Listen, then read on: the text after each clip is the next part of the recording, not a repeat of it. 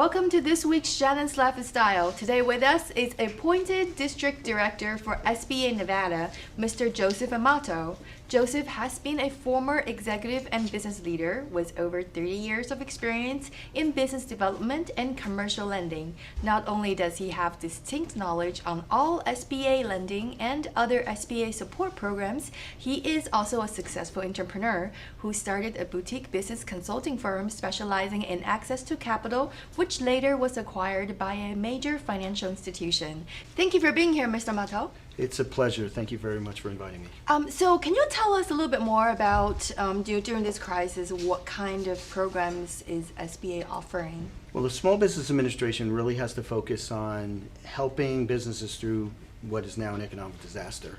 Our focus primarily is on trying to bring funds to the businesses as quickly as possible to assist them. We have several programs that we've instituted. About 2 weeks ago, we started the Economic Injury Disaster Loan Program.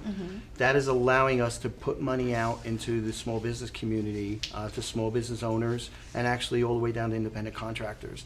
And that can allow them to borrow up to $2 million per business, and that money can be used to pay for rents, to pay for leases, loans that they may have outstanding, basically to help cover payroll for short-term periods, and operating expenses like insurances and things that are normal part of their operation that they can't abate or defer, and they need to keep, whether they're an ongoing operation or in like Las Vegas where they're in a situation where they're completely shut down. Okay, and that's one of the programs. Yes, the Economic Injury Disaster Loan Program, or what we call EIDL, is the primary program. We've just added what we call EIDL Plus, which in the last week and a half, we've been able to basically streamline the program, make it easier to apply for. What was taking an applicant somewhere between 4 to 6 hours to apply now takes them between 10 and 15 minutes. And the EIDL Plus allows them to take in advance up to $10,000 per business as sort of emergency cash that they can get within 72 hours. And that money can be used to sort of stabilize their situation, their business situation, until the larger loans come through, which we hope is within a 2-week period. So is there a certain criteria? Well, you have to be a for-profit business, but in disaster situations, and especially in an economic disaster situation, which we've never had to face before. Normally disasters in the SBA are synonymous. The SBA is the primary agency in the federal government that handles disasters, but they're normally floods or tornadoes or hurricanes. This is an economic disaster, so it really affects everyone that's in business, and it affects the people that use the businesses, the products and services. So what we try to do is sort of situate ourselves to support the business owner as best we can, whether they're open or closed, because they are employing people. When they're employing people, whether it's one person, or I met with somebody yesterday who had 318 employees. I had last week met with somebody who laid off 450 employees. So you have to look at the dynamics of it across the board. Economic disasters create situations and voids where if money isn't pumped into the economy to help these businesses, they can not only go out of business, but they affect a whole supply chain of people. So I would imagine that you probably have been getting a lot of applications. Oh, it's been crazy. Hundreds of thousands of applications already across the country. And it's really coming from the small mom and pops to major businesses under 500 employees. They could be $50, $60 million companies. So is that like you have to be a small business in order to qualify for this? You have to be under 500 employees. That's the major. Is you there have a restriction on income, like on revenue? That's all been flow? waived. Normally there is, but it's just basically any business who's for profit and under 500 employees. We also have stipulated it during this time that a nonprofit entity, a 501c3, can also be eligible. Same situation under 500, participants or employees. But yes, it's available to both for-profit and nonprofit businesses. And which type of business have you seen suffering the most? Oh my! I mean, well, we're talking. Besides a mom and pop, I know you mentioned. Yeah, about the that, mom and pops, but anyone having to do with the resort, the strip right now. Service is suffering. industry. Service mainly. industries. You have somebody like one of your largest resorts on the strip has 1,100 small businesses that support them. The minute they shut down shut down their operations, they affected the whole supply chain. So you were in a situation where 1,100 businesses now had no means of income because the biggest resort on the Strip shut down. And then the Not rest. to mention about the salon and the nail shops and all the other small. The problem, it's not a problem, but the situation was compounded. In good judgment, the governor basically shut everything down for 30 days. That only exacerbated the problem in a sense for businesses because there were businesses that were Strip related that were definitely affected. But then once the governor did the shutdown for 30 days, as an abundance of caution, he basically created a situation that every other business that was considered non-essential would have to close too. So, you talk to, a beautiful woman like yourself, you can't get your hair done, you can't get your nails done, you can't get, it's hard to get anything taken care of that is considered not essential. So all those businesses close. Some of the restaurants are surviving by doing takeout only. Some of the, but most of the restaurants are closed completely because they're either inside of a resort entity or they just can't, they don't maintain themselves. They're a fine dining restaurant, they don't maintain themselves. I know one fine dining restaurant had to lay off over 150 employees. And that created a vast problem. One of the main reasons why unemployment went up last week of 3.3 million is because all these people are out of work. They have to lay a lot of people off. Excellent, exactly. So from the time that you apply for the loan and then when you get the loan, how long usually does that take? We try to get everything done within 2 to 3 weeks on the EIDL program. The new program that is Even with so many applications flying in? It has not been swift. But over the weekend, they not only streamlined the website to make it, instead of a 4 or 6 or 8 hour process, they make it a 15-minute process or less. So that has helped. But then it creates more volume. Right. So they've created a more robust backbone to the SBA program so that they can try to administer, review, and fund a lot more projects a lot quicker. So do you have an idea how should a company prepare itself, from the time it's getting it, or even like now when they're waiting for their loan, and then, till the end of disaster, how can a small business prepare itself for the worst? Well, it's almost impossible to prepare yourself for this. Nobody ever expected this. This is the.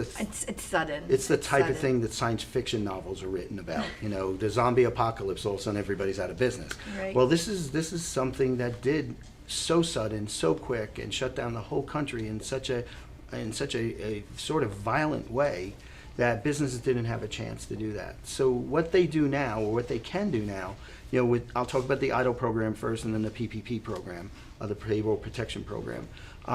With the EIDL program, basically they just have to put themselves in a position where they provide the basic information through the website. And right now, all they really need to know is what their gross income was for last year and what their cost of goods sold for last year. The rest of the information is pro forma, business information, personal information. Now, on the EIDL loan, there's no collateral or guarantees involved. So it's really just putting your information in there, giving your bank account number, and hopefully, within a week, 10 days, you're getting approved and you're getting money put in your bank account to help your business survive, help you survive during that time. With the Payroll Protection Program, it's completely differently administered. It's administered by the lenders. So today I spent a good amount of time with both Washington, D.C. and area lenders, sort of prompting them into being prepared for what's going to happen on April 3rd when the PPP program, or Payroll Protection Program, is launched. That program unto itself is administered by the lenders that are authorized by the SBA to provide up to $10 million in funds based on the average monthly payroll of that business when it is in full employment. So what they're doing is they're taking a look at February through June last year. You have to provide that information to the bank and show what my average payroll was during that time in a monthly period. So say, just for example, it's $100,000 a month. You also have to provide the bank then your census, how many full-time employees you had during that same period of time. So say you had 25 employees and $100,000 a month. You then provide that information, really the only information that's necessary for the lender to evaluate. The SBA has entitled the lender to advance through the lender 2.5 times that $100,000 example. So that's $250,000. If the business basically applies and is approved, they have to basically bring all the employees back equal to what their census was. Now, some businesses already have their employees, then been paying them out of their pocket with no revenue coming in. Right. Other employers would bring back their employees to match that census number, which we said hypothecated as 25 employees. If they keep those 25 employees for that 8 weeks, that $250,000 loan, and I put an asterisk, becomes a grant. So it becomes a gift. And the federal government will cover that 8 weeks of employment. Hopefully that by that time recovery is starting to take place and those businesses can stand on their own and those employees will remain and won't have to be laid off again. So it seems like most of the businesses that's opening or hurting and being affected by this disaster can actually become eligible for this loan or for this type of help. So what if it's a small business that just opened like a few months ago and, but they just happens to be in this situation, and is there a certain time limit how long you have to be open? They would like all the businesses that apply to be open for a year, because especially in the PPP program, because they have to basically have a comparison and payroll history. Perfect. On the EIDL program, I think they're creating a little bit more leniency. I mean, if you have a robust company that started in June and by February you were going gangbusters and all of a sudden this happened, they are giving a little bit of leniency to that. They really are trying to, Javita Carranza, who is the administrator for the SBA, she's the cabinet secretary, she basically has said in no uncertain terms she would love to have 100% approval. Everybody who applies gets approved. There will obviously be situations where that doesn't happen, where that can't occur. But the heart of the SBA is to get all the money that Congress has appropriated to get out to small business. The heart of the SBA is we want to do that. We want to do that as quickly and as efficiently as possible. Because without this money, without revenue coming in for most businesses, some revenue coming in for others, this is the lifeblood of keeping not only the businesses alive for recovery, but it's also employing so many people that otherwise would have to collect unemployment. Right. So we keep the economy rolling. Yes. In an artificial way right now, the government is propping up the economy. Right. And my hope is that, within a month, maybe 2 months, recovery is taking hold. As reservations are starting to be taking place in the resorts. As I met with somebody yesterday who's a very tourist-oriented company. They can't do what they do if nobody's in town to be a tourist. So they're gearing up too, and they're preparing themselves. They're going to take advantage of the payroll protection program to the tune of like $2.5 million a monthly payroll. They're bringing back 318 employees who are all going to be efficiently working for the company until the recovery takes place. I mean, it's a miracle of sorts that some companies are able to do that, because the bottom line is trying to get people back to work and propping up those businesses and doing so. And for a small business owner, where can they go look for more information? And if they have any questions, during the process, is there anybody that they can reach out to, that somebody can walk them through the process? Well, I've been taking probably close to 250 calls or emails a day. So no, but I have a staff, and my staff is the SBA district office, and you can reach them at 702-388-6611. They're on staff basically 50, 60 hours a week right now, and they're taking phone calls. You can also go on the SBA.gov/disaster website. There's also an 800 number there too, if for whatever reason it's after hours, because they're running 24 hours a day.